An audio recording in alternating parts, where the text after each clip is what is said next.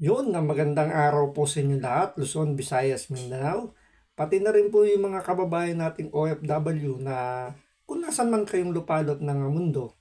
Welcome po sa panibagong reaction video dito sa Makapili TV. Ito ngayon po, ang pagkukwentuhan po natin ngayon ay yung nangyaring budget deliberation po sa Kongreso. So kung dun sa Senado, napanood natin, nakita natin na ma-action yung sagutan ni Hontiveros at ni BP Sara, mas na-action po yung nangyari ngayon dito sa hearing ng Kamara ng mga kongresista.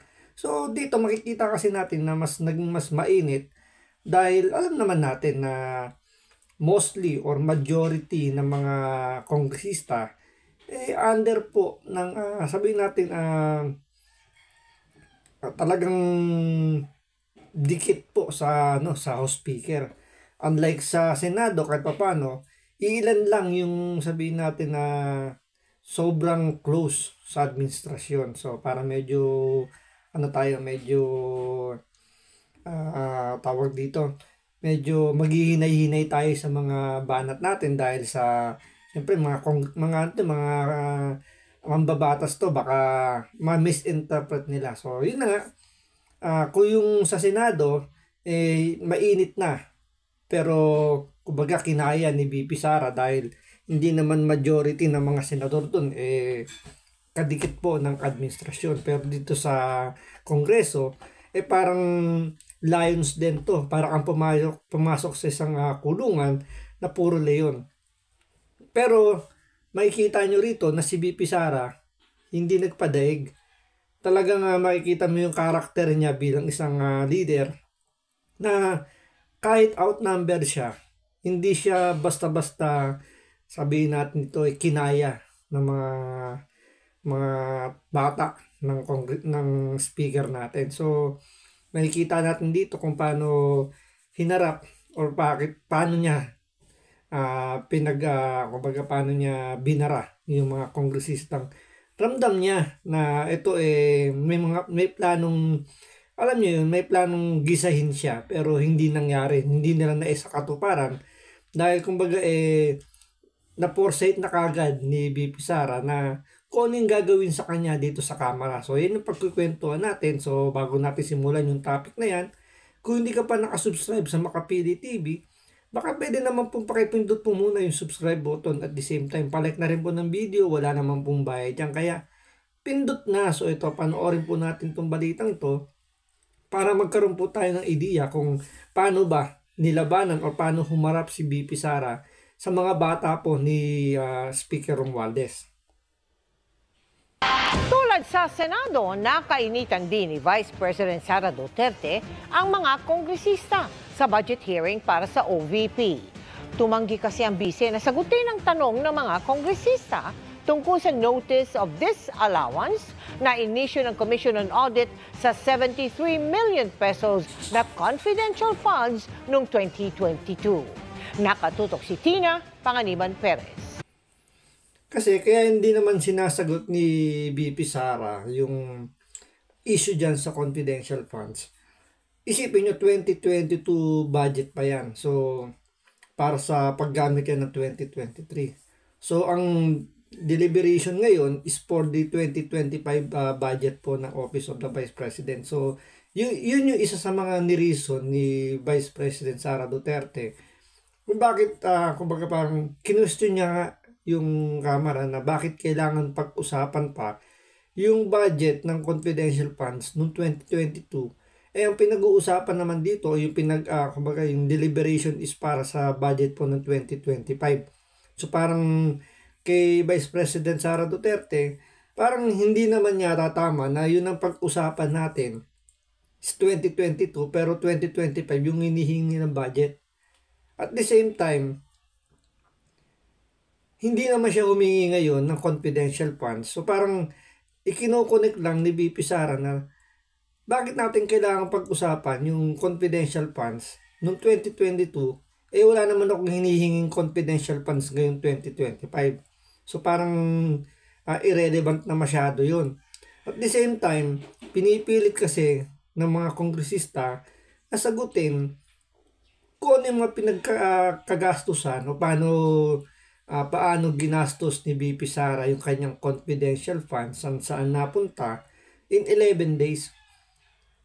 Ang linaw-linaw naman ng sinagot na ng COA or binigyan na rin naman sila ng COA ng certification na nagamit naman ng maayos yung budget na yun, yung confidential funds. At the same time, kaya nga, sabi nga ng COA, di ba, nasa nature na nga confidential So, bakit kailangan pag-usapan yung confidential funds? So, sige, sabihin natin ganun, na dapat pag-usapan yung confidential funds ng Vice President, dapat pag-usapan nyo rin yung confidential funds ng Presidente. Siguro sa ibang mga agency, natatanong nila regarding doon sa kung paano ginagamit yung kanilang confidential funds. Pero parang hindi naman yata tama na i-questionin mo yung confidential funds ng Vice President pero yung sa Presidente hindi. Which is parehas lang naman silang ibinoto. Actually, di ba, ang highest elected official natin is Presidente, then Vice President is the second highest elected official. So, although mas mataas talaga yung Presidente, yun na nga 'di ba, mas mataas yung Presidente, dapat mas sila yung tinatanong regarding dun sa confidential funds. At the same time, sana rin 'di ba? Sana rin na brought out din ni VP Sara na saan ba nanggaling yung kanyang confidential funds noong time na yun. 'Di ba kasi galing din sa Office of the President tinransfer lang sa OBP. So hindi lang natin alam kung yung pag-transfer ba nun is nag-request si Vice President or hindi natin alam. Pero yun nga, hindi naman nabanggit din dyan. Hindi rin naman natalakay kung paano tinransfer, bakit tinransfer. So ano yung mga reason bakit tinransfer yung 125 million na confidential funds from Office of the President papunta sa Office of the Vice President. So doon kasi umikot yung budget deliberation dito na alam naman natin yun talaga yung kumbaga wala na silang ibang pwedeng makitang issue pwedeng ibato kay VP Sara. Kaya ang nangyari nga rito, 'di ba? Sinasabi nga na talagang yung pag-transfer ng budget na yun is a trap yun, malaking trap na ginawa ni BBM na nahulog sa bitag si VP Sara dahil dito ngayon siya pinuputakte nitong mga bata ni Speaker Romualdez na halatang-halata naman na talagang may plano sila. 'Di ba kasi may plano silang i-impeach yung Vice President. So nararamdaman ni VP Sara na doon ang punta nung itong budget deliberation na to na parang hinahanapan na siya ng butas dito para alam niyo magamit laban sa kanya. Pero siyempre si VP Sara matalino. Naramdaman niya kagad yan. So papunta pa lang siya dyan sa hearing na yan. Alam niya na. Kasi siyempre siguro naman may mga intel din siya nakukuha yan sa loob na kung sino-sino yung mga uupong mga bata dyan ni Speaker Romualdez. So alam niya na ito ang mangyayari dito. Pero ang nangyari, si VP Sara napaikot niya yung bola. Imbis na siya yung gigisahin, siya yung nanggigisa sa loob ng nitong kongreso. So ganung kagaling si VP Sara kung paano niya i-divert. Kasi ganun pa rin nangyayari. Siguro ni-expect ng mga bata nito ni Speaker Romualdez na hindi nangyari doon sa Senado kung saan akala ni yung Tiberos na mapapaluhod nila si VP Sara dahil budget deliberation. So siyempre budget ang pinag-uusapan. Usually talaga ang nangyayari diyan yung mga leader o sabi natin yung mga head ng mga ganyang agencies talagang lumuluhod para lang maibigay yung budget na kailangan nila. Siyempre may mga projects silang mga naka-line up na kailangan pondohan. Siyempre andyan yung sweldo ng mga empleyado under those agency.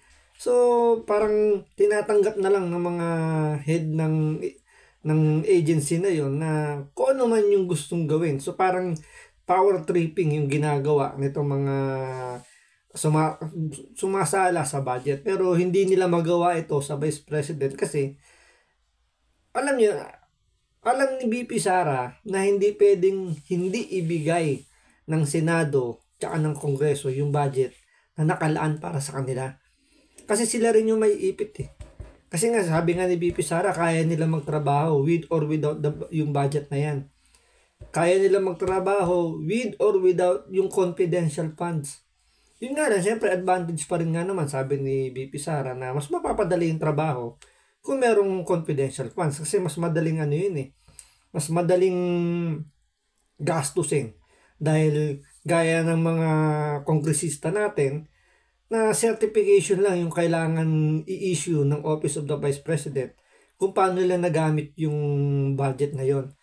So ito yung nangyayari na ginagamit ngayon ng itong mga bata ni Speaker Romualdez na kailangan i-itemize ni BP Sara kung saan nagamit yung budget, which is hindi naman kailangan i-itemize ng Vice President dahil nga in nature nga confidential funds nga eh. Hindi ko maintindihan bakit hindi maintindihan yun na isang kongresistang teacher na isalitang confidential.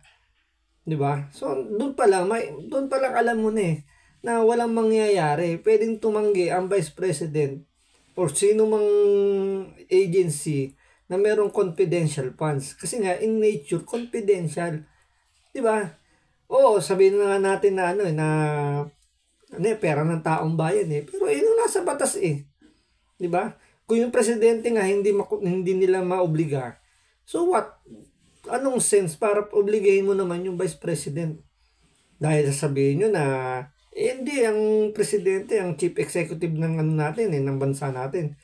Uy, tandaan po ninyo pag nangyari sa hindi maganda sa presidente, pag bigla yung pinalayas, pag yan bigla itinaboy, bigla na lang na naging inutil, ang Vice President po susunod. So, napaka-importante din po ng posisyon ng Vice President. Kaya hindi pwedeng sabihin natin, hindi equal yung kanilang power. Dahil siyempre, mas mataas pa rin ng Presidente. Pero, same thing. Kung questionin nyo yung confidential funds ng Vice President, dapat questionin nyo rin yung confidential funds ng Presidente.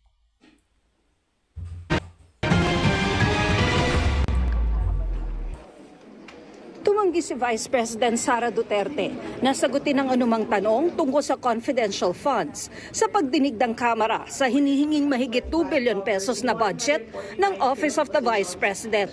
Inihambing tuloy siya ng ACT Teachers Party List representative sa isang pusit. You should have reminded her when she said the line, diba? I called your attention, Madam Chair. You did not recognize me. So, ngayon sasabihin ko na, if you allowed her that, you allowed me a snide comment as well. Proceed Secretariat, with your... Madam Chair, I would like the Secretariat to repeat the first 3 lines of the comments. Well, point of order, Madam Chair. Point of order, Madam Chair, kasi parang... So let's please proceed with the answer. Point of order, Madam Madam Chair, Chair. kasi parang siya yung nagpe-preside eh. Kailangan yung maipaliwanag. So, hindi pwede yung ganyan na... Diba? Naramdaman ni Castro na bumabaliktad yung bangka. Imbis na si Vice President yung gigisahin nila, ang nangyayari, si Vice President yung nanggigisa rito sa mga kongresistang to. Na kitang-kita nila, nararamdaman nila na, teka, bakit parang kami yung biglang naiipit dito? Bakit parang lumalabas dito si Vice President na yung nagmamando ng hearing na to? So naramdaman ni Franz Castro, kaya ito, babanat siya ng alanganin dito para, alam niyo, gusto niya ibaliktad uli yung lamesa na gusto niya mailagay nila sa ilalim si Vice President Sara Duterte. Yung tactics na ganyan, na parang, parang sorry for the pusit, na kapag nasusukol na ang pusit, ay nagaano ng maitim na tinta. Bakit mo ako kinu-crucify for saying a fact that somebody is convicted of child abuse sitting? Boom! Diba? Pagkatapos mong bumanat, biglang hindi mo, kumbaga out of nowhere, biglang mararamdaman ni Castro na 'Di ba bumanat siya na ihambing niya yung Vice President sa isang pusit. Ito parang ad hominem ang nangyari. Pero ang isa na lampak dito ni Vice President is yung reality. Hoy, bago ka magsalita, sino ba ang convicted dito para sa child abuse? So, 'di ba, imbis na maging pabor kay Franz Castro yung kanyang banat kay Vice President, parang sumabog pa sa mukha niya yung kanyang pambabalik, kung yung pagpahid niya ng hindi maganda kay Vice President. Isinalamtak ni Vice President yung katotohanan na itong si Franz Castro is guilty ng child abuse. And the chair. Pusit? May kongresistang nagmosyon para burahin sa records ng Kamara ang patama ng bise kay Castro tungkol sa child abuse na pinabura ng nakararaming kongresista. May nagmosyon din para burahin. Siyempre, papaboran yan. Siyempre, ano yan Kongreso yan. Siyempre, magkakasangga na lahat yan. Nag-iisa lang naman si Vice President yan. So, siyempre, papaboran nila na burahin yung sinabi ni Vice President. Pero, siyempre, nasabi na yung nasabi. So, kahit sabi mo for the record, nabura na yan. Nasa video na yan. So, tatatak na sa Pilipino na itong si Franz Castro guilty. Tatatak na sa utak ng mga Pilipino na hindi nila kaya si Vice President. Na pagkatapos nilang paratangan na gawing pusit itong si Vice President, sinalampak ng katotohanan. Uy Castro, baka nakakalimutan mo, sabi ni Vice President, guilty ka for child abuse. Yung mga bata, dinadala nyo sa bundok para isama sa NPA. Yun ang sabi ng korte. Child abuse to, guilty. Dapat nga nakakulong na to. Pero syempre, due process, umapil, nagpiyansa, nakalaya. At may plano pang tumakbo maging senador. Sa records, ang patama sa bise tungkol sa pusit at ang sinabi ni Castro na illegal na nagamit ang confidential funds pero natalo ito sa botohan ng isang boto. Ayon sa Commission on Audit, mahigit 73 million sa 125 million pesos na confidential funds ng OVP noong 2022 ang disallowed dahil kulang ang mga isinumiteng dokumento. Halos 70 milyong piso ang pinambayad umano bilang pabuya o pinambili ng iba't ibang goods at gamot. Sana man lang Your kahit time's up. paligoy-ligoy, hindi sinagot talaga Madam Chair. Your So, time's up. thank you, Madam Chair. She may not like Si Brosas, papalag pa Parang isa rin to sa hindi natin maintindihan, na hindi ba naiintindihan yung salitang confidential funds. So talagang ang script dito ng nitong mga congressman na to, yung mga papa ni Speaker Romualdez, na talagang doon kumbaga kukornerin nila sa confidential funds itong si BP Sara, pero hindi sila nagtagumpay kasi kumbaga yun nga, hindi takot si BP Sara na mawalan ng budget. Hindi takot si BP Sara na kumbaga na hindi na siya makakilos, or sabihin natin kumbaga mapipilayan nila yung Vice President para sa 2028. Siyempre, aminin man natin o hindi,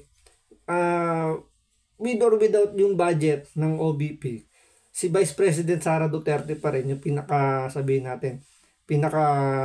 paspipiliin ng mga Pilipino na maging presidente, more than sa ibang mga nagpaplanong tumakbong presidente, lalong-lalo na kay Tambi, 'di ba, na gustong-gusto maging presidente to the point na pati yung paggamit ng People's Initiative igagamitin para lang maging Prime Minister.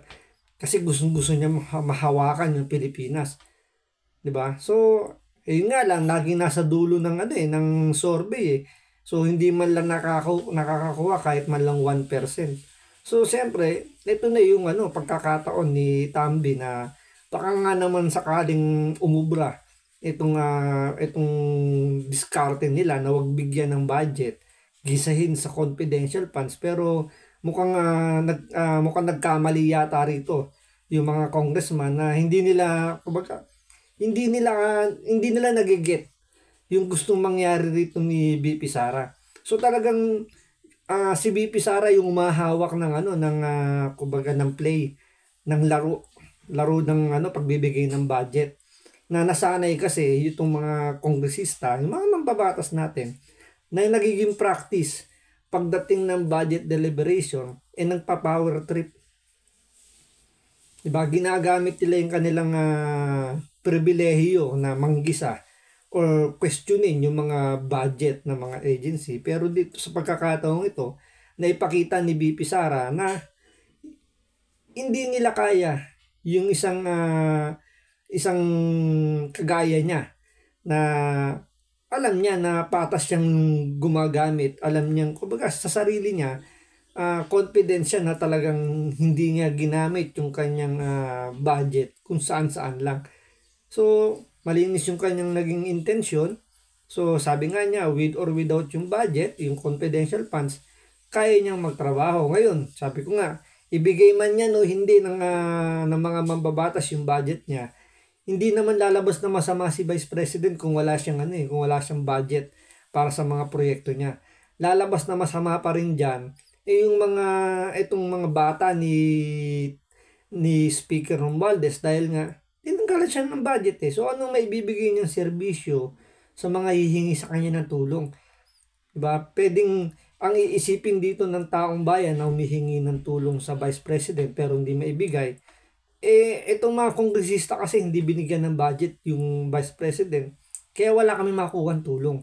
So imbis na, alam niyo yun, imbis na magalit sila sa Vice President, mas nagagalit ngayon yung mga Pilipino pag gano'n na nangyari, pag na hindi na bigyan ng budget itong Vice President. My answer. She may not like how I answer. She may not like the content of my answer. But I am answering. Depensa naman ng isang kaalyado ng bise. Which we have already taken action by removing the confidential funds of the Vice President in the 2024 budget. So I submit again, Madam Chair, that this is not, if we're talking about oversight, yes, there is oversight of any House committee, but not during the budget hearing of a specific year's budget. Paliwanag ng presiding chairperson, mahalagang matalakay ang confidential funds noong 2022 dahil may epekto ito sa magiging desisyon nila sa... Tingnan mo, ipinipilit pa rin ni Kimbo kahit na sinabi na ni Gloria Arroyo na parang hindi nga naman tama na kumbaga ungkatin natin yung 2022 confidential funds ng Vice President. Wala naman siyang budget ngayon para sa confidential funds. Nakita nyo na kumbaga parang ano pang sense na pag-usapan nyo yung confidential funds kung saan niya nagamit yun. Kung hindi naman siya binigyan siya ng confidential funds ngayong itong actual year na to. Diba, itong current year na to, walang confidential funds yung Vice President. So kumbaga dapat ang pag-usapan natin dito is yung kung paano niya ginamit ngayong 2023 to 2024 yung confidential funds kung meron. Kasi yung nangyaring deliberation noong nakaraang taon naman, yun yung dapat na siguro pwedeng, kumbaga yun yung pinupunto ni Gloria rito. Kung yung last year, kung nabigyan ng confidential funds si Vice President, pwede natin pag-usapan yung kung paano ginastos yung confidential funds. Pero 2024 to 2025 budget, ang hinihinging budget ng for to 2025. Tapos ang ipapasok nyong reference is yung 2022. So, napakalayo ng comparison. Para, kumbaga may may loophole na 'di ba? Mayroon ng bakante. So, anong reason bakit kailangan tumalon sa 2022? Wala namang budget para sa confidential fund doon nakaraang taon. Budget ng OVP sa susunod na taon. Item number 3 is comparative budget allocation and utilization rate from fiscal year 2019 to 2023. That's item number 3. So I can provide you copies of the letter. So clearly, confidential funds spent in 2022 falls squarely within that. Hiniling din ni VP Sara na palitan si Kimbo bilang presiding chairperson. Please act in a respectful manner. Pasensya na po, hindi po kasama sa poder ninyo ang pagpa-fire ng presiding officer ng hearing na to. I cannot fire Madam Chair. the presiding chair. So bakit? Yes, Bakit napaka one-sided nito, ma'am? noted po. Dahil ba madami kayo dyan sa kabila at nag-iisa ako dito? Tinawag na Boom! Doon tinamaan sila ron kasi pinalalabas ni Kimbo na gustong palitan. Sabi nga diba, kung gagamitin natin yung salita niya, gusto daw i-fire ni Vice President yung kung sino yung presiding officer dyan sa budget deliberation, which is mali nga naman. Ang sabi ni BP Sara, nag-request siya na mapalitan o iba yung umupo bilang presiding officer para sa budget deliberation. Pero ang bato rito ni Congressman Kimbo, gusto raw i-fire, gustong patalsikin ni BP Sara. Yun na siya kasi yung yung presiding officer So pinalalabas niya na gusto siyang patalsikin ni BP Sara, which is hindi naman yung sinabi ni BP Sara. Ang gusto niya, ni-request niya mapalitan. Diba? Kaya nga sabi niya rito, ano to, parang one-sided na lang ba? Parang kayo na lang ba yung parang kayo nagdi-decide kung ano yung ibig sabihin ng mga sinasabi niya? So parang iniiba yung ibig sabihin ng mga nilalabas na statement ni BP Sara. Kaya ang sabi niya rito, ang tapang ni BP Sara. Porkit ba marami kayo, nag-iisa lang ako dito parang pinagkakaisahan niyo ako. So doon tinamaan to mga bata ni Tamba. pisa na pag-atake ang pagtatanong. Kita na namin yung timelines and nakita na namin yung, kumbaga, script sa narrative ng attack on the Office of the Vice President with regard to confidential funds. Absolutely no plan, any conspiracy, if I may use that word, to attack, if I also may use that word. Nandito lang po tayo para kilatisin ang budget. Inakusahan niya ang Kamara ng pag-uusap para ma-impeach siya ayon umano sa ilang kongresista na ayaw niyang pangalanan. I will not violate the confidence of a few members of the House of Representatives who have either recorded conversations or participated in shared conversations regarding each impeachment proceedings against me. Para sa GMA Integrated News, Tina Panganiban Perez. So, ang ending, wala silang nakuha ang magandang sagot kay BP Sara kasi hindi rin naman maganda yung mga naririnig ni BP Sara. So, parang lumalabas nga rito yung kasabihang a dose of your own medicine. Dahil sa hindi kayo magandang makitungo sa akin, ibibigay ko sa inyo kung paano nyo ko tinrato, ibabalik ko din sa inyo. At the same time, dito, nagkamali sila kay Vice President na iniisip nila na kung yung Kongreso hindi napaluhod si BP Sara sa budget. Dito sa Kongreso, kumbaga dito parang iniisip nila, kung sa Kongreso, sa Senado hindi ka napaluhod, dito hintayin mo, paluluhurin ka namin. Pero hindi nangyari yon.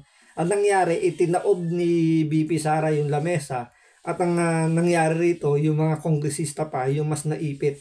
Mas napakita pa ni BP Sara kung anong klaseng kongreso meron tayo ngayon na sunod-sunuran lang sa sinasabi nga nilang plano ni Speaker Romualdez na pamunuan yung Pilipinas. So yun yung kumbaga hindi sila nagtagumpay na kumbaga ipahiya mag-isa itong si BP Sara kasi ramdam ni BP Sara na kumbaga base na rin siyempre sa mga kaibigan niyang mga kongresista. Siyempre, nabigyan na rin siya ng tip kung sino-sino yung mga uupo dyan. Kaya napaghandaan niya. So, tingnan natin kung, kasi sa Senado, nabigay na yung budget niya. So, inaprubahan na yun. Walang nagawa si Hontiveros kahit na nagbanta pa siya, talagang haharangin niya yung budget ng Vice President. Pero tingnan natin dito sa Kongreso kung yun din yung magiging narrative nila na haharangin pa rin yung budget ng Office of the Vice President. So, antayin natin. So, maraming salamat sa panonood. Ingat po kayo lagi. God bless.